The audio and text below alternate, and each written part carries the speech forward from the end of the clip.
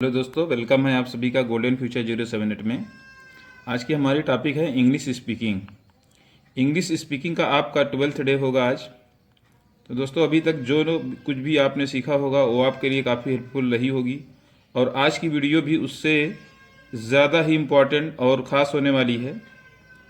तो दोस्तों, वीडियो को बिल्कुल लास्ट तक ज़रूर देखिएगा, तभी आपको पूरा नॉलेज गेन हो पाएगा।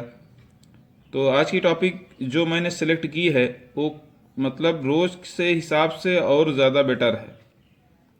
तो जब आप देख रहे होंगे यहाँ पर, जैसा कि इंग्लिश स्पीकिंग हमने लिख दिया यहाँ पर, ठीक है। और इंग्लिश स्पीकिंग के बाद यहाँ पर मैंने जो पहला सेंटेंस सेलेक्ट किया है, ये सेंटेंस ऐसा है कि जो बात करते टाइम बीच बीच में जैसे कि आपको मोरल चीज़ें बोलनी पड़ती है, तो उससे आपको ये चीज़ें मिल जाएगी, ठीक है। जैसे सपोज दैट आप ये बोलना चाहते हैं कि हर चमकने वाली चीज़ सोना नहीं होती, ठीक है। एक मोरल चीज़ है ये कि हर चमकने वाली चीज़ सोना नहीं होती। तो इसको इंग्लिश में हम किस तरह से बोलते हैं, चलिए स्टार्ट करते हैं। यहाँ पर देखिए लिखा हुआ है एवरीथिंग, ठीक है, that glitters is not gold, ठीक है। एवरीथिंग दैट गिल्टर्स चमकती है, इज़ नॉट गोल्ड, गोल्ड मतलब सोना। Everything that glitters is not gold, ठीक है। चलिए फिर दोस्तों, बिल्कुल इसी सीरियल में आगे हम बढ़ते हैं। जैसे स्पीकिंग के उसमें, जैसे वे अभी आने वाले हैं, वे अभी आने वाले हैं, ठीक है। तो यहाँ इसका हम ट्रांसलेशन इस तरह करेंगे, या स्पीक इस तरह से करेंगे इसका हम, कि they are about to come now, they are about to come now, ठीक है। वे अभी आने वाले हैं, वे अभी आने वाले हैं, ठीक है। जब वाला या वाली रहता है ना, तो वहाँ पर हमको अपनी स्पीकिंग में अबाउट टू ऐड करना पड़ता है। यहाँ देखें, आप लिखा है ना, ये देखिए अबाउट टू, ठीक है। जब कभी भी आपको वाला वाली से रिलेटेड सेंटेंस बोलना पड़े, ठीक है, तो वहाँ पर आपको ये ध्यान रखना होगा कि हमको अबाउट टू का यूज़ करना होगा उसमें। अगर हम अबाउट टू यूज़ करते हैं तभी वाला और वाली की इंग्लिश हम निकाल सकते हैं, ठीक। तो जो कभी ऐसी ज़रूरत हो तो आप जो है अबाउट टू का यूज़ करें, और इसी टाइप पे आप कई सेंटेंस बना सकते हैं अबाउट टू का यूज़ करके, ठीक है। जैसे वे अभी आने वाले हैं, ठीक है। तुम कब जाने वाले हो, when are you about to go, ठीक है।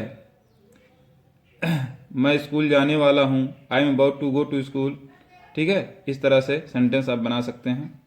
तो दोस्तों, फिर चलिए बढ़ते हैं अपने तीसरे सेंटेंस की तरफ। तीसरा सेंटेंस भी मोरल टाइप का है। मोरल टाइप का है कि जैसे कि एक मोरल चीज़ ये है कि कहावत टाइप में कि किस्मत दरवाज़ा खटखटाती है, किस्मत दरवाज़ा खटखटाती है। अपॉर्चुनिटी, अपॉर्चुनिटी मान होता है अवसर, ठीक है। नॉक्स द डोर, यहाँ पे फॉर्चून नहीं किया गया किस्मत के लिए, अपॉर्चुनिटी, ठीक है। नॉक्स द डोर, मगर एक बार, बट वंस, लेकिन एक बार, एक बार जो है दरवाज़ा खटखटाती है, लेकिन एक बार, ओके। तो चलिए दोस्तों, इसी क्रम में बिल्कुल आगे बढ़ते हैं हम। जैसे जिंदगी फूलों की सेज नहीं, जिंदगी फूलों की सेज नहीं, life is not a bed of roses. बहुत ही इंपॉर्टेंट चीज़ है ये, और बात बात में लोग मोरल चीज़ जो ज़िंदगी से बिल्कुल वाकिफ़ हो चुके हैं, जानकार हो चुके हैं, वो लोग बताते हैं, कहते हैं भाई ज़िंदगी फूलों की सेज नहीं, life is not a bed of roses. नहीं, फूलों का सेज मतलब फूलों का बिस्तर नहीं है, तो फिर क्या है, बल्कि कांटों की सैया है। But it's a bed of thorns, thorn में से होता है कांटे, but it's a bed of thorns, लेकिन कांटों की जो है एक सैया है, मतलब एक कांटों का बिस्तर है, ठीक है। चलिए भाई, फिर इसी सिलसिले में बिल्कुल हम बिना किसी देरी के आगे बढ़ ले रहे हैं अपने सेंटेंस की तरफ। हाँ, वो अगला सेंटेंस हमारा आ गया, आप कब आ रहे हैं, ठीक है। आप कब आ रहे हैं, मान लीजिए हमको ये बोलना है, तो उसमें हम ये यूज़ करेंगे व्हेन आर यू कमिंग। जैसे आप यहाँ कब आ रहे हैं, तो अगर आप जैसे यहाँ लगा देते हैं तो हेयर की इंग्लिश हमको बोलना पड़ेगा यहाँ पर हम लिख देंगे when are you coming here, ठीक है। आप यहाँ कब आ रहे हैं, तो सेंटेंस को आप इस तरह से क्रिएट कर सकते हैं। हेयर और देयर लगा करके अपने हिसाब से, ठीक है। तो चलिए फिर हम आगे बढ़ लेते हैं अपने सेंटेंस की तरफ। अगला सेंटेंस हमारा ये है, जैसे व्हेन आर यू कमिंग, ये हो गया। फिर अगले दिन वह फिर आया, अगले दिन वह फिर आया। अगले दिन का हमने क्या कर दिया, नेक्स्ट डे। क्या कर दिया हमने, नेक्स्ट डे। ही केम अगेन, नेक्स्ट डे ही केम अगेन, अगले दिन वह फिर आया, ठीक। अगला दिन का नेक्स्ट डे करते हैं, ठीक है। और ही केम अगेन, अगले दिन वह फिर आया। फिर उसके बाद सेंटेंस ये है कि उसकी खुशी का ठिकाना ना रहा, उसकी खुशी का ठिकाना ना रहा। तो इसको हम बोलेंगे there was no limit of his joy, यानी उसकी खुशी की कोई सीमा नहीं रही या कोई ठिकाना नहीं रहा। तो इसको हम बोलेंगे there was no limit of his joy, उसकी खुशी का कोई ठिकाना ना रहा। फिर उसके बाद 10वां सेंटेंस है, मेरे साथ आओ, मेरे साथ आओ। तो मेरे साथ का come with me, come with me, मेरे साथ आओ, ठीक। कम विथ मी, मेरे साथ आओ, ये जो है सेंटेंस रहा। तो दोस्तों आज की जो वीडियो है बहुत हटकर है और बेस्ट वीडियो बनी है, और मैंने ऐसे ऐसे सेंटेंस में सेलेक्ट किया है कि जिससे आपके लिए वो काफ़ी हेल्पफुल रहे, और आपको फिर और आगे जैसे और बड़े सेंटेंस बोलने हैं तो उसकी भी वीडियो और आएगी। लेकिन जब तक ये इतना सेंटेंस आपको दिया गया है, इसको आप लर्न रखें, बिल्कुल अपने माइंड में रखें।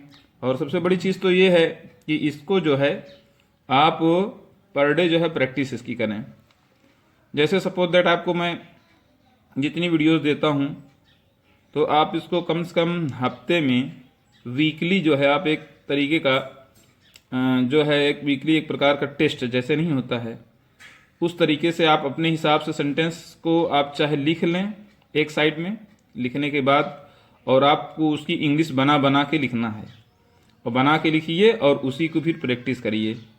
देखिए आपका रिटन और ओरल दोनों मजबूत हो जाएगा। देखिए कभी कभी क्या होता है ना कि इंसान बोल लेता है लेकिन लिखने में कमज़ोरी उसकी रहती है, और कभी कभी ऐसी भी कंडीशन आती है कि लिखने में बहुत अच्छा है, पढ़ने में बहुत अच्छा है, लेकिन बोलने में प्रॉब्लम आती है। तो देखिए हमारे अंदर जो स्किल है, जो कौशल है, रिटेन स्किल और ओरल स्किल दोनों होनी चाहिए। देखिए रिटेन जो है तो लिखने पे ही पता चलता है ये, लेकिन जो ओरल होती है ये ज़्यादा इम्पॉर्टेंट होती है।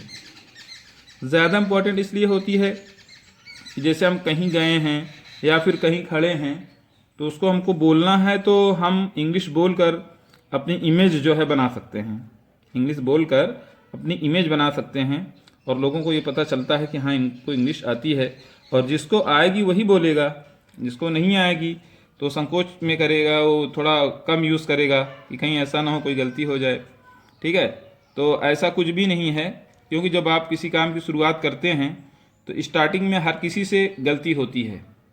ऐसा कहा गया है कि टू आर इज़ ह्यूमन, ठीक है। गलती जो होती है इंसान से होती है, and to forgive is divine, और उसे तौबा करने से माफ़ करना या न करना खुदा का काम होता है, ठीक है।